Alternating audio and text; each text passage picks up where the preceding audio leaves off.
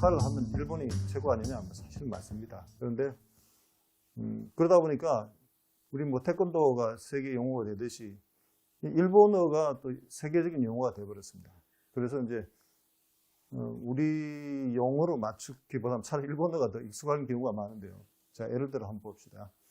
저도 뭐 다 아는 건 아니지만, 자, 여기 우리가 보통 뭐 방패, 고등이 한데 이게 이제 풍경화들이 들어있습니다. 뭐 중국제들은 안 그렇지만 우리나 일본은 여기 아름다운 풍경이 들었는데 이게 칼명을 정하게 됩니다. 지금 요거는 일본말로 쩌바라고 하는데 TSUBA 쩌바라는데 여기에 하나의 풍경이 들어있습니다.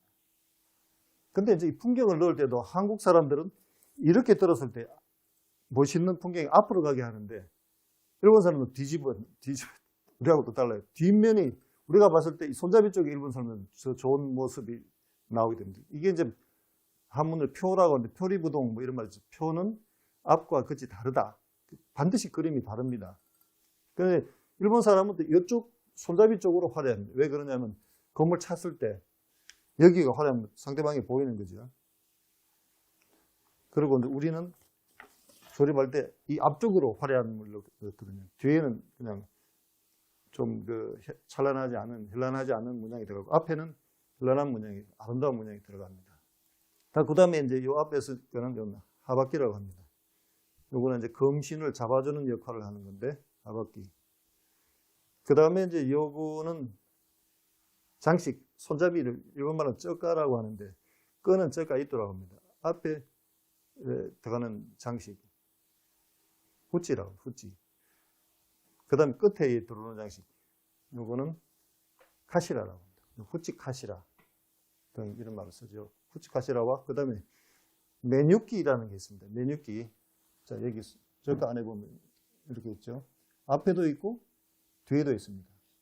이제 어떤 일본 칼에는 이 메뉴끼가 이렇게 잡았을 때 이쪽 손가락 끝에 왼쪽이 먼저 오고 뒤쪽은 우측으로 가는 경우인데 저 같은 경우는 오른쪽이 먼저 넣습니다. 왜 그렇게 하느냐? 제 일본 스승이 이제 그렇게 말을 했어요. 이렇게 손 아귀에 딱 들어가게 되면 굉장히 편하게 잡힌다. 아귀. 그래서 칼이 내 몸 일부같이 느낀다. 그러니까 저도 그렇게 지금 만들고 있습니다. 그 다음에 이제 여기, 좀 대나무 못으로 박혔는데 좀 나사 방식으로 박는 것이 우리가 메꾸기랍니다. 메꾸기. 자, 이거 이제 두 개 끼워서 이렇게 하면 오래 쓰면 이게 저바가 움직입니다. 그러니까 우리나라는 옛날에 어떻게 했냐면 1점을 받고 뒤에 나사 방식으로 쪼는 걸로 했습니다. 자, 이건 이제 뭐 검신인데 블레이드로 하는데 손잡이 안에 들어가는 탕이랍니다. 그래서 여기서 끼워서 두 핀을 받는다. 아까 말씀드린 것 같이 뭐 중국이나 한국은 1점 나사 방식으로 한 경우가 많았습니다. 근데 그게 실용적이긴 한데 전통성을 일본에서 만든 것은 전통성을 인정받지 못했기 때문에 지금도 일본 사람들이 관련된 검도나 외국 수출하려면 이전 방식으로 해야 전통 방식이다. 조선검하고 일본검의 차이는 여기 보면 일본검은 이렇게 이 앞부분 기사기 부분이라고 하는데 이렇게 선이 있습니다. 이것이 요코테라고 하는데 우리나라는 이런 게 없고요. 그냥 평으로 빼는데 일본은 반드시 차이가 있고요. 그 다음에 이제 혈조, 뭐 히라고 하는데 영어로는 글로브, 뭐 피가 이제 배기를 할 때 피가 흘러내리게 곧 찔렀을 때 빠지기 좋게 한다는 그것도 있고요.